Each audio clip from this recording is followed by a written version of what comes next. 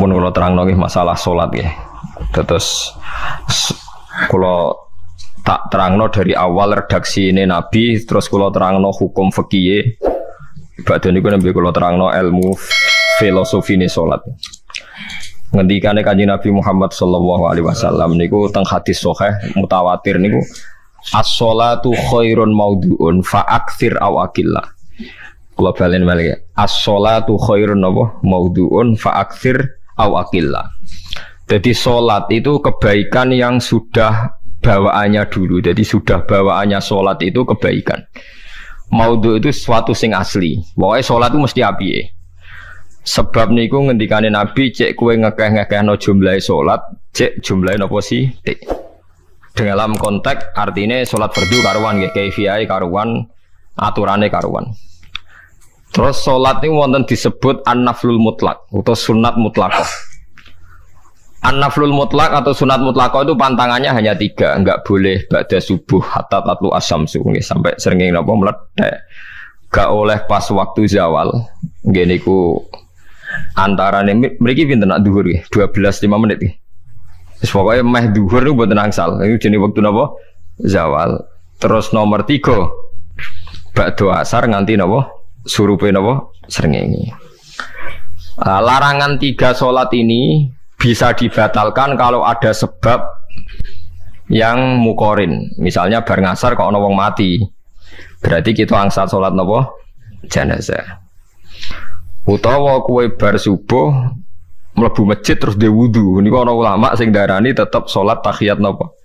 Masjid. Mergo sebabe nggih dukhulul masjid. Jadi hanya ada pantangan niku wau. Niki rungokno tenan nggih. Nah terus yang menjadi kontroversi mulai zaman ulama ngantos samangke itu kaifiyah kados traweh. Wis ora usah tersinggung niki ilmu. Teng riwayat-riwayat Bukhari Muslim Nabi nu nak witir itu 9 rakaat. Lam yakut minhunna fi akhirihinna illa wahidan.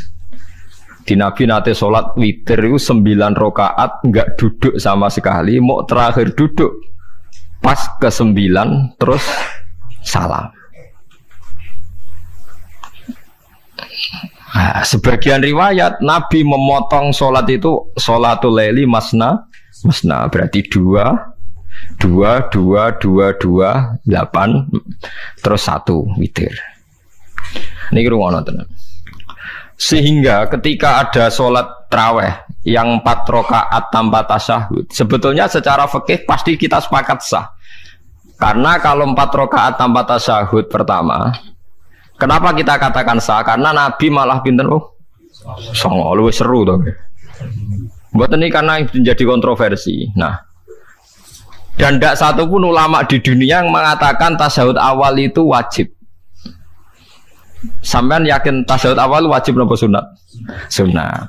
Artinya khasnya hukum sunat itu gimana? Kalau ditinggalkan tidak batal. Berarti misalnya ono tarawih 4 rakaat berturut-turut, berarti tidak ada masalah karena yang ditinggal artinya tasyahud awal yang kita yakin itu hanya sunat. Tapi dasar ora cocok ya didadekno masalah kan. Dalile apa? Dalile ora cocok. Lah sing darani masalah padahal darani tasyahud awal iku sunat. Kowe salat zuhur tasyahud awal sunat atau wajib? Sunat. Nak sunat tuh khas ya, ditinggal batal lho ora. Mboten. Tapi nak sing ora cocok ya batal. Hukum ora cocok ora cocok. Mboten iki kula terangno. Nah, tarawih itu yang kontroversi ini teng kitab Majmu' karangan Imam Nawawi. Ya akal-akalane tiang-tiang niku. Kula nganti sakniki kan mboten nate ngimami, tapi nggih tak kandhani imam. Supaya niat ngakali pangeran, tapi pangeran bakali ya ora kena. Ngeten, ini dawuh Imam Syafi'i. Tarawih itu kalau terakhir kan pinten? 3 rakaat ya. Kan 2 rakaat dulu.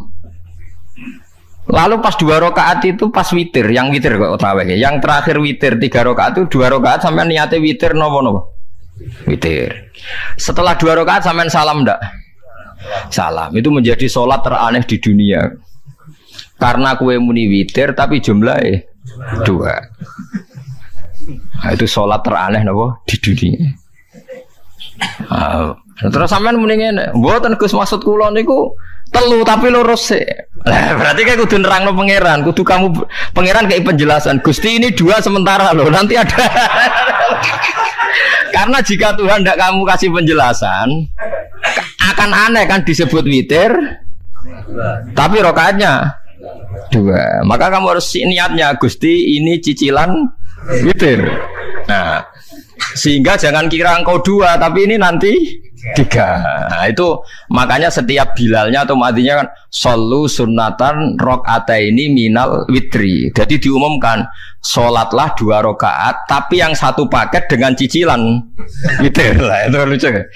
Karena Anda sekali bilang itu witir, berarti Anda bohong kan? Nyatanya 2 rakaat. Tapi kritiknya Imam Syafi'i ini kan lucu. Imam Syafi'i yang imam kita itu mengkritik, itu sholat aneh kalau begitu. Sholat itu kalau sudah salam itu dianggap sholat mustaqillah, sholat yang mandiri. Nggak bisa sholat kok bertakluk dengan sholat setelahnya. Sholat itu kalau sudah dimulai takbir, diakhiri salam ya selesai dan menjadi sholat yang mandiri. Nggak bisa sholat yang mandiri nih. Engkau nasibku ngenteni yang 1 itu. Iso sholat nggak selesai yo. Selesai. Sebab itu seharusnya witir agak resiko ya 2 rakaat langsung tasahud awal, engkau terus tambah 1 rakaat. Kados mirip maghrib lah, mirip apa? Maghrib. Tapi itu kan masalahnya tidak populer juga. Nah itu. Akhirnya diakali wa shollu sunatan minal witri nggih. Tembriki ono minal witri kan?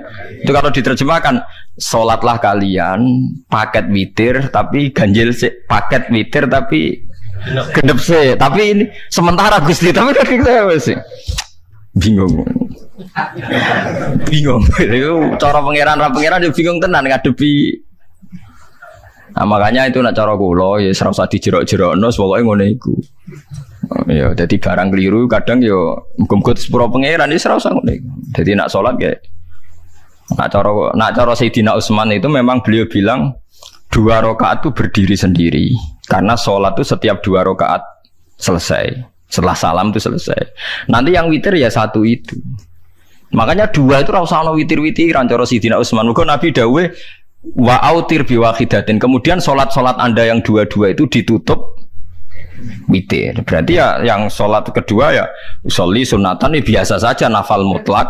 Gak usah nyinggung-nyinggung loh. Witir. Oke. Loh ini penting sekali. Karena nyatanya ada witir kan. Nyatanya tidak nopo witir. Lah nanti yang 1 terakhir witir.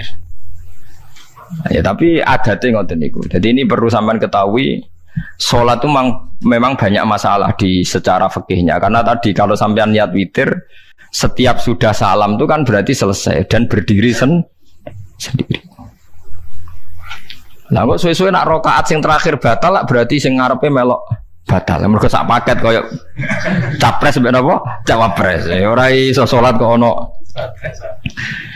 Ah itu paham ya. Terus niku kefiah salat. Di sampean memang akal-akalan tenggene witir pun bener solu sunnatam minal witri rakaataini. Nah niku rontok bener ya rontok ngawur. Dadi ngawurnya itu tadi wong salat niku mustaqil lah setelah ditutup salam selesai kok bergantung. Hanya nasib 2 ini kan bergantung setelahnya kan. Mana ada salat kok sudah ditutup berkaitan. Mulane kula nu nak witir ya ora tau tak niati witir. Mun kula ora cocok mbek pengumuman niku ora pati cocok. Kula tapi kan kula makmum, ora malah dihisab kan cara salah yes. Usolli sunatan anut imam teng ati kula pun sesuai. Nah, ame salah ya malah salah, nak bener ki melok napa? Bener, tepak-tepakan wonten mawon.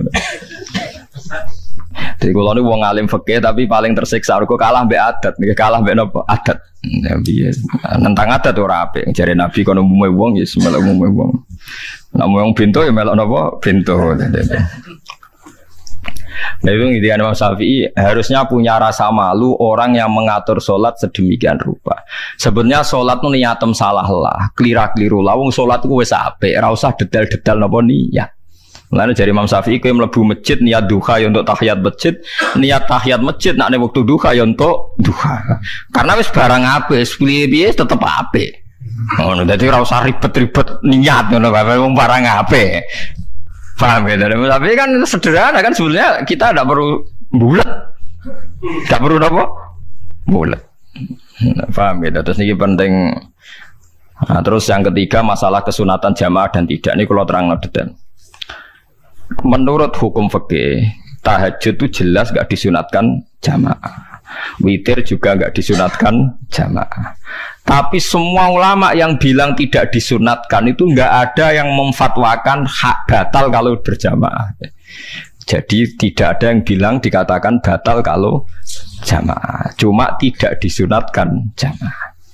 Tapi Rasulullah itu pernah main di salah satu sahabat di waktu duha. Sahabat itu sakit, ingin ngundang Rasulullah, kepengen dalamnya di kenangan nanti tinggi sholat sinten Rasulullah. Ternyata Rasulullah ketika sholat, anak-anak dan istrinya yang sakit tadi ikut jamaah dan Nabi membiarkan. Bahkan Nabi sempat ngatur soft. Padahal itu satu bentuk sholat yang kategorinya nggak disunatkan apa? Jamaah. Itu makanya Imam Nawawi bilang sholat-sholat yang nggak disunatkan jamaah itu masih boleh jamaah. Seperti witir, duha. Nggih, tapi aja terus jadi gerakan tahajud bersama. Nah niku kula ora cocok nih. Wong ora kepen tahajud kok dijak nopo? Tahajud. Kula nggih nate dipamiti Gus nek ana tahajud bersama piye? Cangkem ora usah. Wong sing ngeloni bojone lagi ibadah, bocah ibadah sing ora enak. Mergo jare Nabi wis jelas wa fi buti ahadikum sedekah. Tadi kowe malah lucu. Wis ibadah kok bocah apa? Ibadah. Jadi sing ngeloni, lho ngeloni ra kudu ngeloni bojo, ngeloni anak iku ya napa? Ibadah. Takokno ruhen. Nak ngeloni bojo gak di masa depan ngeloni apa? Anak. Ngeloni anak nggih napa? Ibadah. Ning omah njaga anak bojo timbang dhewean nggih napa? Ibadah. Mulane kula nu rapati cocok nek ana tahajud bersama oleh tapi aja dadi gerakan. Nek sing pun nglampahi nggih monggo, sing umate seneng nggih monggo, itu tetap baik. Tapi baiknya bergantung sejauh mana ini tidak dimasalkan. Sekali dimasalkan tetap tidak napa baik. Karena nanti punya akibat yang sedang baik diajak baik yang lain, dari baik nikmat menjadi baik gremeng itulah itu perkara kan. Hanya orang kan sepakat kan nak ngumpuli bojo ibadah, kabeh ulama sepakat kan. Dan itu penggemarnya banyak. Terus dijak ibadah yang penggemarnya sedikit. Dasar imamnya ra cocok. Lah itu kan resiko agama dikomentari kan tinggi. Makanya tidak usah dimasalkan. Sing kelon ya keben, sing turu ya napa? Keben karena turu ya ibadah kan. Wong turu niku mari ra maksiat. Wong zina mergo ora turu. Wong maling mergo ora turu. Wong ngrasani wong mergo ora turu. Mulane kula nate cerita teng ngaji niki ana ulama wali. Saking seneng ibadah nganti janggal. Ana gak wali sing makome kaya aku. Ditudono wali sing saurip-uripe turu kecuali salat fardu. Iku wali sing setingkatku. Mboten trimo Gusti tapi niku kok turah turu ya takokno sesuk. Kena apa kok turah? Turu. Jebule tak kok kenapa jenengan turu ya wong turu ora iso maksiat. Tapi nak kowe poso tahajud jenenge wong melek tepatine nduk ndi tetep paling selamat iku kok turu. Akhirnya ngakoni dene jebule alim kowe lah ya dadi turu iku iso dadi wali. Ke wong turu ora ngarah zina, ora ngarah maling, ora ngarah ngrasani wong. Dadi mane akeh wali sing berangkat saka napa turu. Mane Ashabul Kahfi ku wali sing kramate ku turu suwi. Mergo turu ku nak tepak. Niku iso dadi napa? Wali. Mulane kenapa kramate Ashabul Kahfi napa? Turu. Tapi aja tiru. Iki cerita ilmu, dari ilmu ora kudu setuju niku niki ilmu. Difaham ya dados. Kula piyambak pribadi belum pernah tahajud jamaah sama istri saya. Kula piyambak jarang tahajud. Tapi memang saya beritahu kalau sholat-sholat yang kesunatannya itu tidak jamaah, sebaiknya jangan dipaksakan jamaah. Karena kadang fadilahnya disirron. Kalau balik ini malah seperti sodakoh. Kalau zakat wajib itu sebaiknya diumumkan supaya orang tahu bahwa dia sudah melakukan kewajiban. Tapi kalau zakat tidak wajib sebaiknya sirron, sebaiknya rahasia. Begitu juga sholat jamaah itu kenapa baik di sholat fardu? Karena kalau yang tidak jamaah kan dikira dia tidak sholat. Makanya kesunatannya sholat fardu namanya jamaah. Tapi selalu potensi riya, sum'ah, pamer itu ada sehingga ada sholat-sholat yang dari awal didesain supaya tidak kelihatan orang. Yaitu sholat nggak usah berjamaah. Plus baik di rumah. Semua ulama ijma sholat sunat itu baik di rumah apa di masjid. Di rumah. Di rumah, di dalam kamar sama di kamar tamu, ruang tamu baik di dalam kamar. Bahkan Nabi nyebut sholat fi qa'ibaitiha, di kamar paling dalam. Lah bagaimana mungkin sholat yang sudah didesain siron begini, misalnya kayak tahajud, disunatno bengi-bengi ben ra wong roh, disunatno ning jero kamar ben wong ra roh. Jebule jamaah kan jadi aneh kan. Tapi kan tentang ya goblok, barang apa kok buat tentang. Ya tapi kowe tenanan ya goblok kok ora sunah Nabi iki, Bang. Mulane nggak boleh takok itu yang jenengan takok kok ngubang bol. Makanya aku wong alim dadi bingung. Bingungnya iku mergo akeh ilmune ora kok koyo bingungem. Tapi sing jelas peminat ibadah kelon itu lebih banyak. Ini mau sing mesti ini.